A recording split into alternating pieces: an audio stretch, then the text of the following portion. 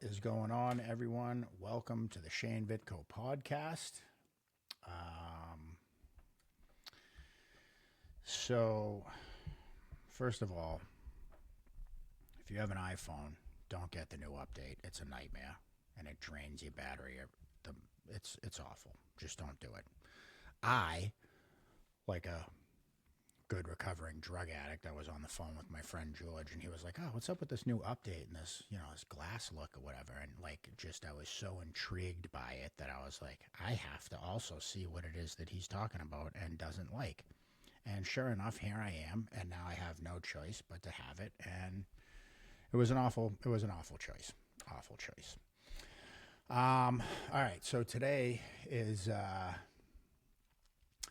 was thinking about, I guess, early recovery, or just, I don't even know, recovery alone, or just kind of like, you've been living life a certain way and you're ready to kind of step into this new, I don't, the way I'm living is not serving me anymore, and I want to make some different changes. And I know for me, like early on, a lot of times what I would do is like, I go to meetings, I get this 30-day chip, I get this 60-day chip, and like, I want to post it, I want to show it to everyone. Look at me, look what I've done. I got 30 days. Are you so proud of me? And people are like, no, I'm not. I'm not proud of you. I don't trust you, right? And it's like, my patterns led them to these conclusions of like, this is only going to last so long. We've been here before, and we low-key think you're full of shit. So, and how could I blame them, right? So I think, it's not, or it's like this, like you go to treatment, or you go get sober, or you go to some kind of, something to reform you. And then you come back to the job you work at. You're going to walk in there with this kind of like shame and guilt. Everyone's looking at me. Everyone's judging me, which is, partly probably true. And I think we get this thing of like, everyone's just waiting, like, when's the shoe going to drop? When am I going to slip up? When am I going to relapse? And everyone's just kind of got me at arm's distance.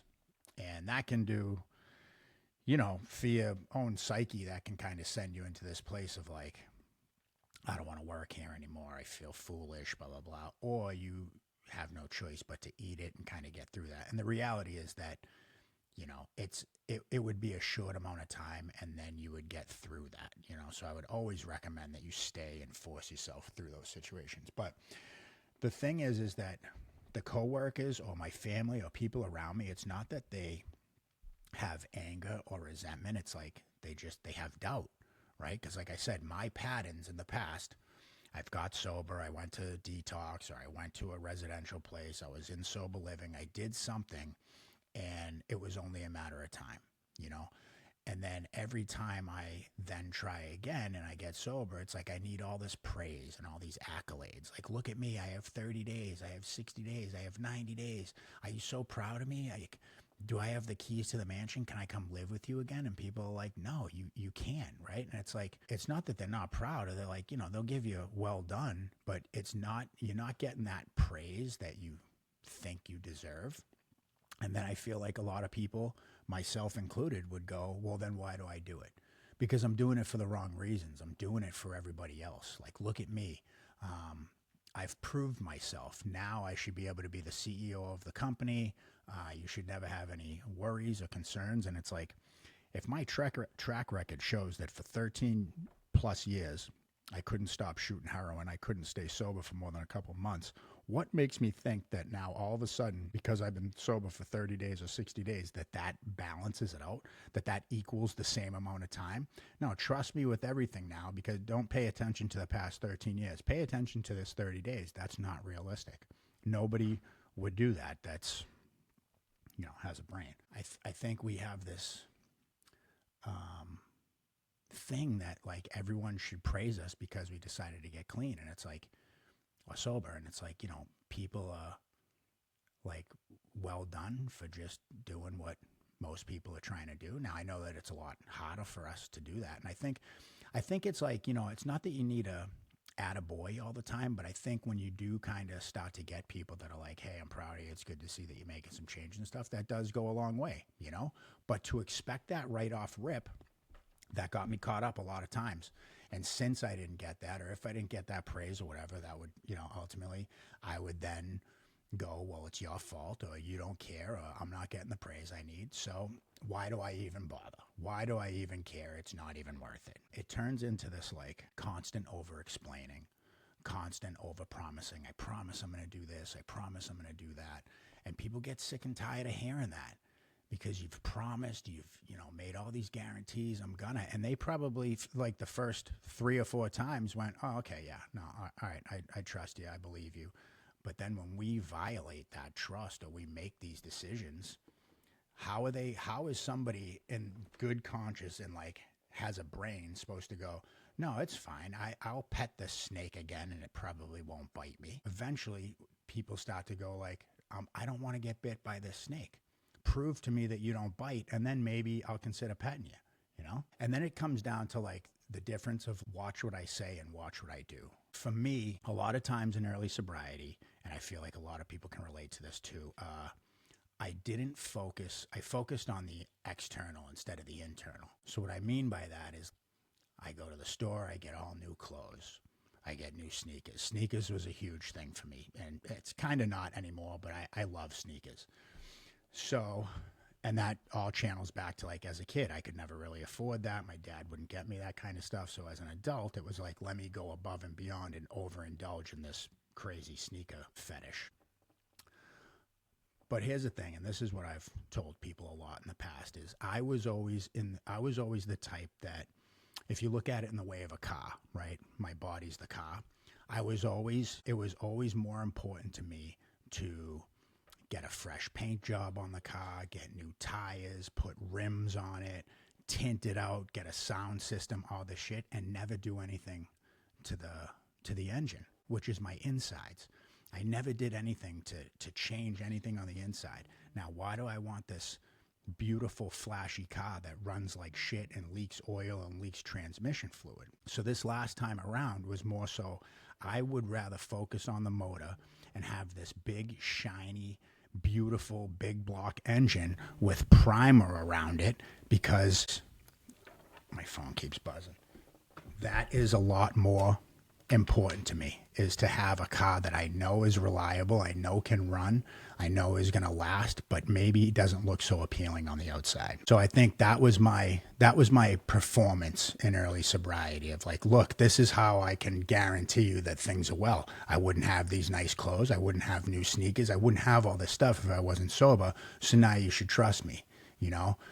And it's not to say that I didn't still do that this time around too, but I made sure that I was also taking care of the insides. Like I had to take my guts out, clean them off, and then put them back in. So this time around, I didn't announce everything, right? Like I wasn't like, hey, I got 30 days. Hey, I got 60 days. Hey, I got 90 days.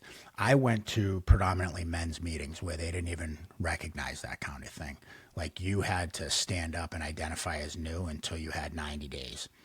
And there was no chips, there was no nothing. The only thing is once you hit a year, and then you get to celebrate a year and all that stuff. And the difference was this time was like, I didn't focus on that. I didn't focus on messaging everyone in my family, calling everyone, doing this like, look at me, I'm so sober, I'm so great. I just did the work. I did the stuff that I was supposed to do and started to really make changes on myself. And through that, people start to notice, right? It's that actions over words. Do what I'm living what I say, not just saying it. And because of that, then people start to notice. Then people start to reach out and go like, hey, it really seems like you're doing well. Really proud of you. And that's it, right? And I got to be okay with that. And I got to take that as like these small wins of people starting to give me a little bit of trust with certain things. And I found that the trust comes first, which is way more important. And then the praise comes. So it's like, I'll trust you to do this. And then when you don't mess that up, then people are like, wow, I could trust him. He did it. Everything went well. I'm really proud of him. You know, it's like you've given them reason to give you praise. The first time that kind of I realized that was my nephew messaged me out of the blue one day, you know, and a lot of my family had seen me get high, had seen me just kind of blow my life up, and probably just thought like it's only a matter of time until we get a call that he's dead or going to prison forever. So when that wasn't the case, and some time went by, and now it's been 6 months, 8 months, whatever it is. And I remember my nephew reached out to me and he sent me a message and he was like, "Hey man, really proud of you. Looks like, you know, things are going well and you seem happy for the first time. And I'm really happy for you, you know?" And I remember getting that message and being like, that's it. That's all I need to have like this little push. And I wasn't relying on that. Me getting sober this time wasn't reliant upon people telling me they were proud of me or that they trusted me or anything. It was like, I just have to do. And then if these people want me in their life or want to give me another chance, awesome. And so when he messaged me that and said, "I'm really proud of you," and everything, and was like, you know, hopefully we can see you soon. Like my kids deserve to have you in their life, you know? And it's like, that's the kind of thing where it's like, you know, I try not to go into like the shame and guilt and be like, man, why didn't I do this sooner? You know, but it made me in that moment realize like, you know, this is more than just me. Like this is affecting other people. And it was one of the first times that I stopped seeing everything in such like a selfish light of like, what about me and what about how it makes me feel and what about how upset and angry and sad I am and all that shit. It really started to make me think about, because there were plenty of times in life that I was suicidal and it was like, I don't care what that's going to do to anybody else. And then this kind of was one of those first things that pushed me into this place of thinking like, man, people really are affected by that. Now I've had friends that have overdosed. I've had friends that have committed suicide, and I can tell you that it leaves a void.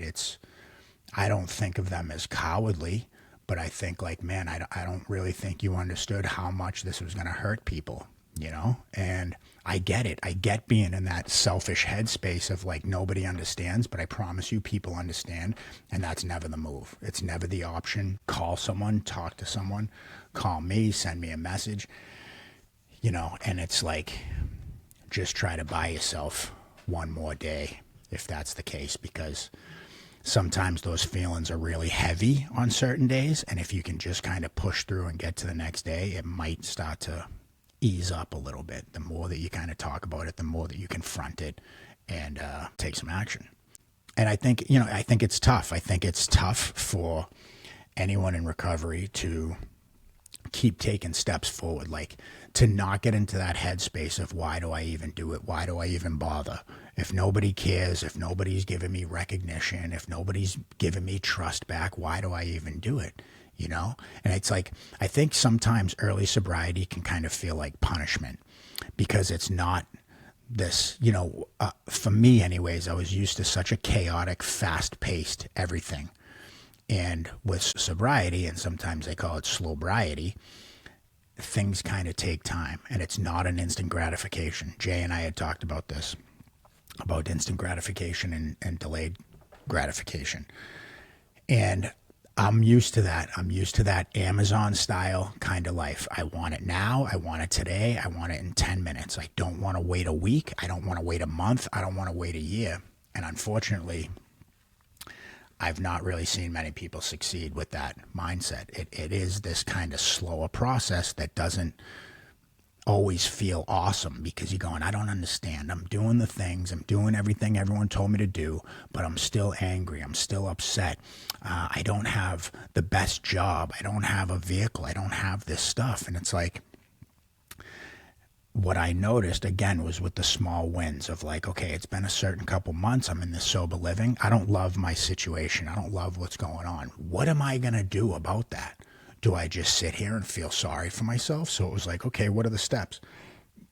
First step is I need to get a vehicle. How do I even do that? How do I get a vehicle and register it, insure it, get a license, do it completely on, you know, legally, right? I know how to just get a car and drive and not care about any of the other things that go with it. But if I really want to do this, and that's where I started. So it like, I don't know, 6 or 8 months or something like that. It was like I found a service, and it was like you could get this car, and you could, kind of like lease finance kind of thing with not a lot down. And I got this little Jetta, and dude, I was so psyched. I couldn't believe it. I got a car, it's registered, it's insured, I got a license, I'm good to go. Now I have a mode of transportation to get to and from, to go to meetings, to go to work, to do all these things. Because prior to that, I had to rely on guys. Hey, can you come pick me up and take me to a meeting, or catch the bus to go to work, or whatever it was. So this was one of those first steps that I took towards, nice, now I have a vehicle. The next step was like, if I don't want to be in this sober living anymore,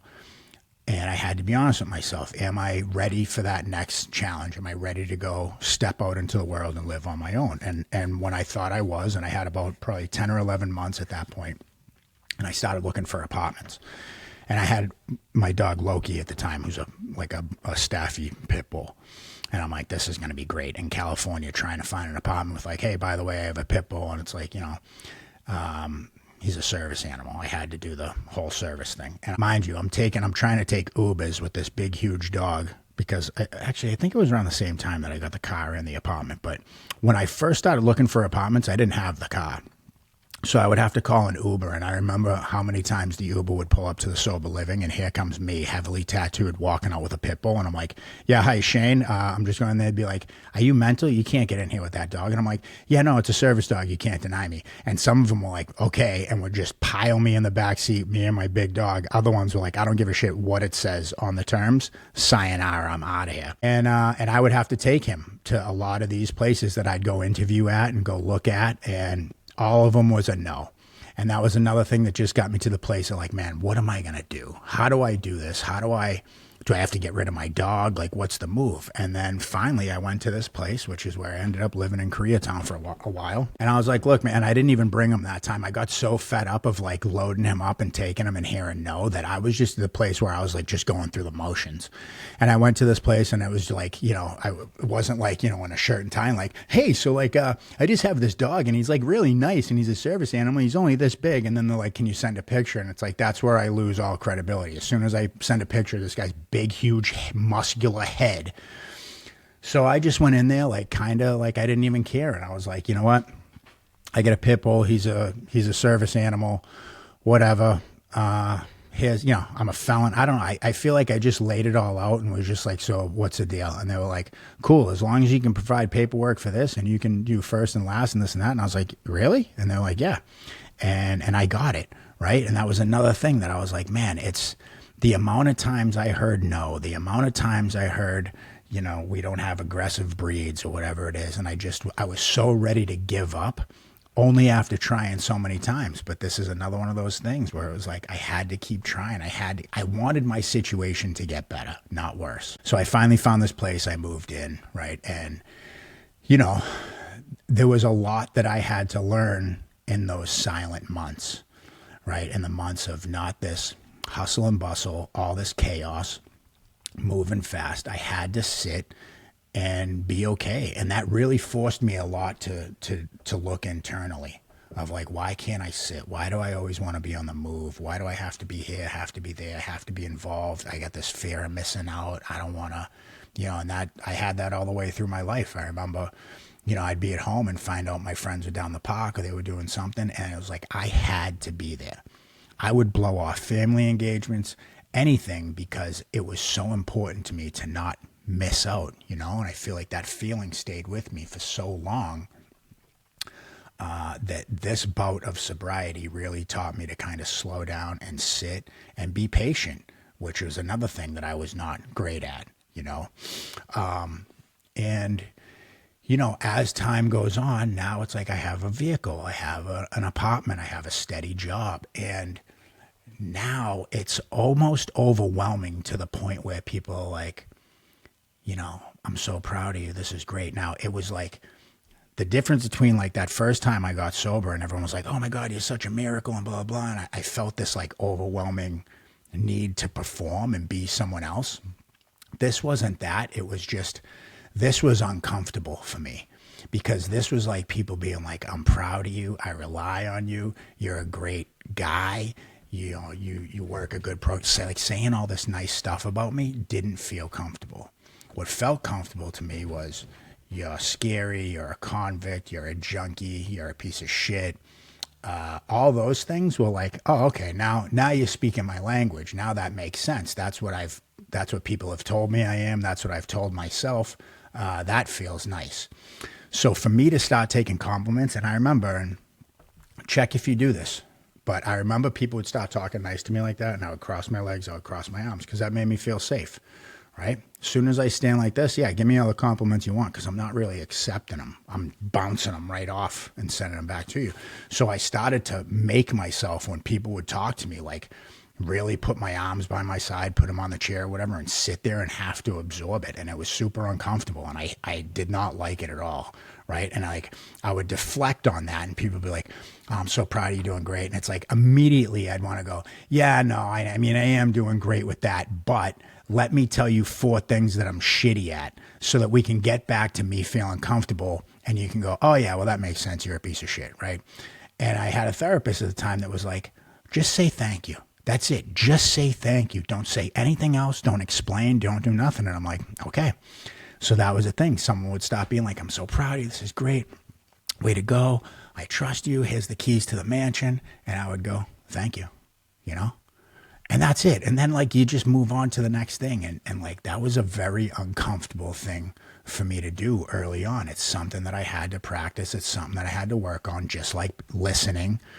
All these things were not like, I had to put myself in these situations that made me feel super uncomfortable inside, but ultimately ended up making me have self-esteem, self-worth, confidence in myself and who I bring to the table to be able to do something like this, right? This is not something that is just inside me. And I'm like, oh, you know what? This is so comfortable sitting here and talking to a camera by myself that, strangers are going to watch and be okay with it.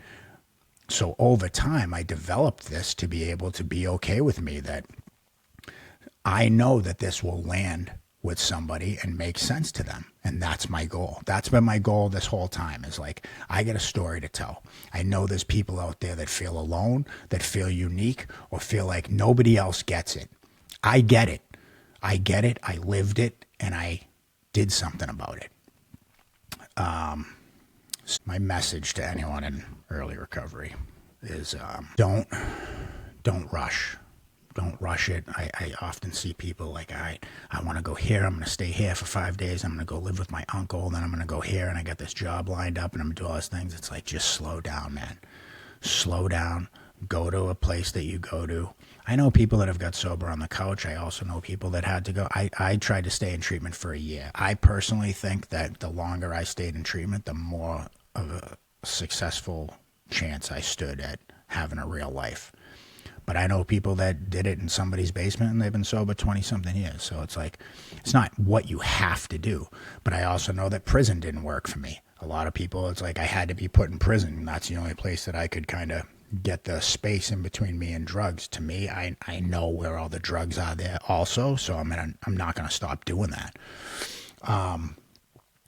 But don't rush the process. Trust the process, And I remember early on, I'd be like, I feel nuts. I can't believe this. I got 27 days and blah, blah, blah. And people would always say to me, you're right where you're supposed to be.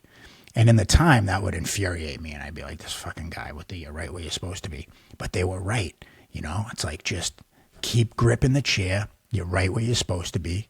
It'll get better. Now, if it hadn't, believe me, there was nothing I wanted to do more than prove guys wrong and go, yep, well, I tried, I waited, I was patient, and nothing happened. You were wrong. I was never able to do that. I waited. I was patient. As time went on, the anger starts to subside. My internal core temperature starts to regulate itself back, because that's the other thing is like, I feel like I get sober and I'm just expecting that like, oh, I should just be calm and want to sit on the couch and watch TV. Dude, my insides, it's like the inside of a computer board that just had water dumped over it for the better part of 10 years. Just all of a sudden it's going to fire up, no big deal, and it's just going to work perfectly. Absolutely not. That shit needs to dry off. It needs to, the rust got to be taken off. You got to do all this stuff. And then eventually it starts to operate at an even keel. don't perform sobriety. Don't go peacock sobriety and look at me and look at how big my feathers are, and don't perform it. Just go do it, and do it for yourself. I know if you think you have kids or your wife or whatever, I'm going to do it for them. Good luck. Maybe. Again, I'm not saying that doesn't work. I just know from my experience and what I've seen that I'm going to get sober for somebody else thing only goes so far. Same thing with, I don't love myself, but I love my kids so much. Okay.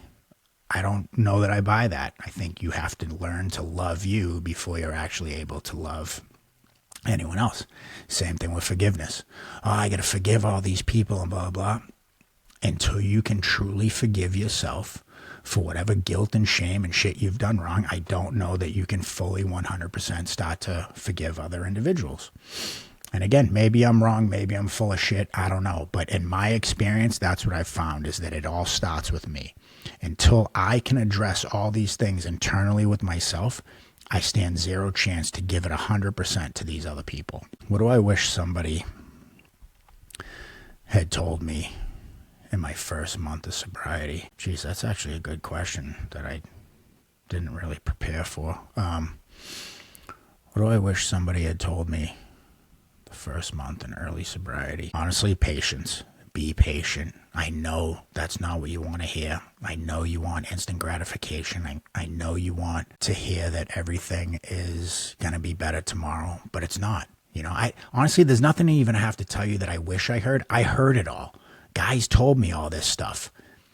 What I'm grateful I did was listen to it and not just go, this is crazy. I can't do this. I'm not doing this. I need more and I need it now. I didn't do that. I went, all right, I'm right where I'm supposed to be. Fine. That sounds stupid, but okay. One time I had an issue with a guy at a meeting, and I went up to this old timer who had a bunch of time, and I was like, hey man, I'm having a real issue with this guy. Like, I want to do violence. What do I do? And this guy looks at me and he goes, pray for him. And I remember instantly being like, that's the stupidest thing I've ever heard in my life. I need a real solution. But he was like, I want you to pray for him. And I'm like, okay, great. Then what? And he goes, then I want you to keep doing it until you believe it. And I was so furious in that moment, right? And it started out like this, where I was like, fine, this guy's an idiot, A. Turns out he's not an idiot.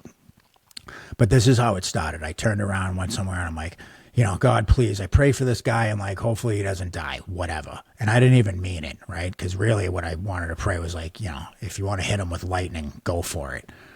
But I kept doing it, and it didn't make sense to me. Keep doing it until you believe it. But eventually the anger subsides. Eventually the defensive-ness and the hurt and, me feeling less than subsides. And I keep doing it to where it finally go, God, I'm just praying for this guy, or whatever you pray to, or anything like that, higher power, I don't care what it is. Keep an eye on this fella. I hope that he has a decent day today. May no harm come to him, that kind of thing, where I truly am saying it like I would say it to him. Ultimately, that brings me to a place where I'm able to walk up to him and be like, hey, I know we had a misunderstanding. I apologize for how I acted that day. This is kind of how I interpreted how you were acting, blah, blah, blah. And needless to say, me and this guy are friends. Pretty good friends to this day. And that's been my experience more times than not. So anyways, if you're new to sobriety, if you're thinking about getting sober, if you don't know if you got an issue, whatever, reach out to me, reach out to someone else. You can always DM me on Instagram, SV the Hard Way, or drop a comment if you can relate. So like always, like, comment, share. I appreciate all the support. Ever since I started podcasting, I always said the same thing. Like, if 5 people watch my videos, that's a win. And we're averaging about 100 views a video, which I don't get paid. None of that shit. But that means 100 people. So that's what, 200 sets of eyeballs? It's a lot of eyeballs, dude. All right. So I appreciate you guys. I appreciate the love. I appreciate the support. And we'll catch you next time.